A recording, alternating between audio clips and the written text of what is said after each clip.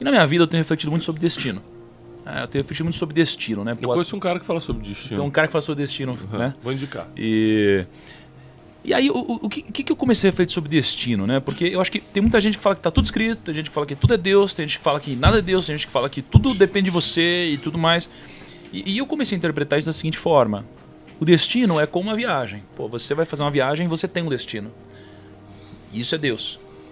Mas dentro desse destino existe o seu livre-arbítrio, existe o que você pode fazer para mudar o seu destino dentro das possibilidades. Existe um livre-arbítrio para que você mude isso daqui um pouquinho, mas um destino sempre existe, né?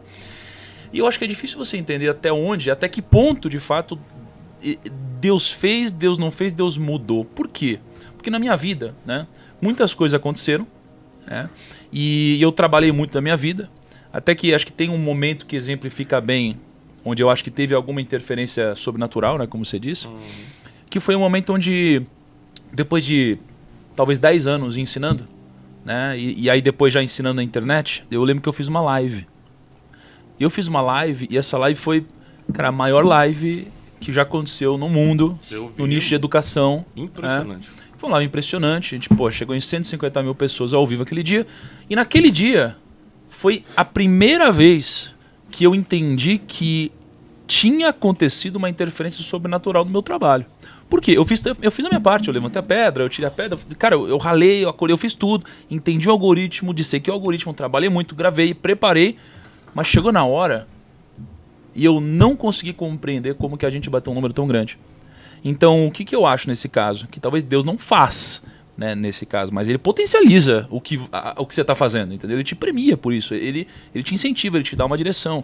Foi o que aconteceu comigo, né? Só falar nesse negócio de potencializar, por exemplo, a Bíblia usa muita metáfora de semente e fruto, plantar e colher. Você já reparou que a semente é uma coisa só e ela gera um fruto com centenas de sementes de novo? Então, esse é o sentido de potencializar. Você colocou uma semente, mas se você tiver paciência, só paciência para o processo, porque quem faz acontecer é Deus. Ou seja, o que você tem a ver com a formação da maçã? Nada. Da melancia? Nada. A não ser que você não coloque a semente. A única coisa que você pode fazer é colocar a semente. O resto, todo o processo é Deus fazendo a partir dele e você esperando. Eu acho que as pessoas têm muita dificuldade em esperar depois que Deus está fazendo a partir dele. A pessoa quer acelerar o processo divino, entendeu? Mas se você esperar o processo, o que vem na sua mão é o que a gente chama de potencialização. Você tinha uma semente, agora você tem centenas de sementes. Alguns usam para comer, outros usam para replantar. Mas eu acho que é legal esse ponto, porque você fala, mas tem que esperar Deus fazer a parte dele. Eu acho que aqui, exatamente nesse momento, as pessoas começam a confundir algumas coisas. Vamos lá. Porque eu acho que as pessoas começam a confundir passividade com paciência. Entendeu? Então, assim, nesse momento a pessoa fala, não, é Deus, então eu vou esperar. E aí a pessoa começa a acreditar tudo que acontece é alguma outra coisa, e aí fica passiva esperando as coisas acontecerem. E eu acho que ter paciência é diferente de ser passivo. E as pessoas usam muitas vezes como desculpa a Deus para não fazer nada. Mas essa paciência, por exemplo, que eu estou falando, tem muito a ver com o que você conhece bem o mercado de investimentos, por exemplo.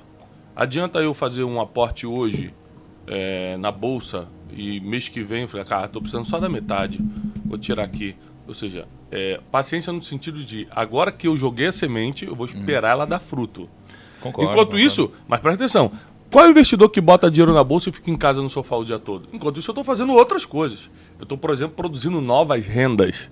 Ou estou, por exemplo, fazendo algo que tem a ver com a minha missão, com o meu propósito.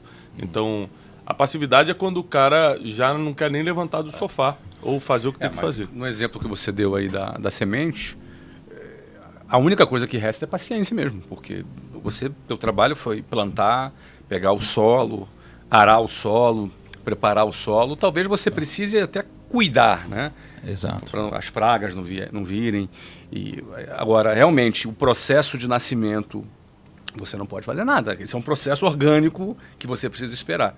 Tem culturas que levam meses, né? Eu não me lembro, bambu, parece que leva bastante tempo. Existe um bambu ali na China que cresce para baixo primeiro. Cresce para baixo primeiro, para depois crescer para cima, e depois cresce não sei quantos metros por dia. É um negócio assim impressionante. Às vezes a pessoa ela tem uma ansiedade por ver o fruto chegar, porque eu plantei, porque eu me dediquei, e aí esse fruto não vem, e é natural que ele não venha, É normal que ele não venha, é normal que leve algum tempo, e aí ele fique muito ansioso e às vezes coloca aquele resultado a perder. Né? O que eu pego disso aí que você está falando, Bruno, é que eu acho que é um trabalho em conjunto.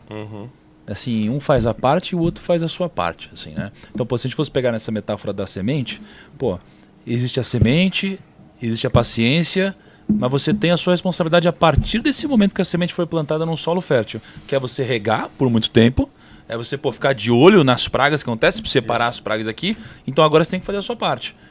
Então tem um lado fazendo uma parte e você fazendo a sua. Esse trabalho em conjunto é o que acredito que realiza as grandes obras, entendeu?